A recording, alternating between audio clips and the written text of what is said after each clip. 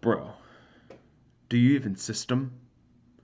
Aquinasaday 12, happy feast of Saint Eusebius of Vercelli. I'm Max, and today we take a look at the introduction to question 2 of the Prima Pars. So let's begin. So question 2, the existence of God, and this is just the introduction. Because the chief aim of sacred doctrine is to teach the knowledge of God, not only as he is in himself, but also as he is the beginning of things and their last end, and especially of rational creatures, as it is clear from what has already been said. Therefore, in our endeavor to expound this science, we shall treat 1. Of God, 2. Of the rational creature's advance towards God, 3. Of Christ, who, as man, is our way to God. In treating of God, there will be a threefold division, for we shall consider 1. Whatever concerns the divine essence, 2. Whatever concerns the distinctions of persons, and 3. Whatever concerns the procession of creatures from him. Concerning the divine essence, we must consider 1. Whether God exists, 2.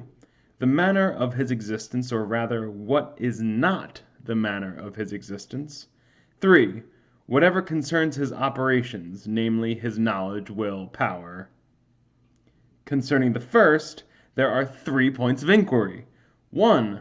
Whether the proposition God exists is self-evident. 2. Whether it is demonstrable. And 3. Whether God exists.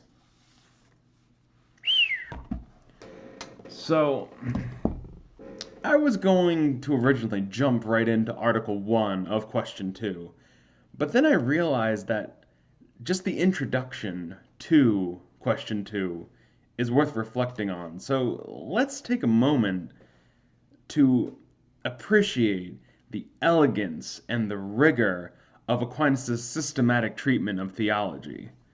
In this short passage, he lays out 4 levels of divisions in his work, each divided into 3 parts. If any work deserves the title of a cathedral of thought, it is this. He lays out the whole work in that little bit. He shows that the first part is, let's see, where does he even start? He lays out the whole work. He deals with the treatment of God and all things coming from God and returning to God. And from there, we have to deal with God's essence. From there, we have to deal with, the first part is his existence. And from there, he gives the 3 parts, the 3 articles that we're going to deal with in the next couple days in dealing with his existence. Now, I've read different works of people, whether it be philosophical or practical in some nature, who said that they had a systematic, some kind of system, whether it be a systematic treatment of something, a systematic way of doing things. But I remember, like, after reading Aquinas, when you read those, I mean, they seem like outlines. It's just like, and there's this, and this. I mean, Aquinas has the outline, and then he fleshes out the outline. Each question has multiple articles. Each article has just a wealth of not only his thoughts, but his objections and replies. And it's a pretty amazing work. And something I think we should kind of appreciate how much mastery of the subject he had and how much effort he put into making sure it was all put down in order as the subject necessitates. Yeah, and I think that's sufficient for today. So I guess subscribe to join this theological cathedral tour.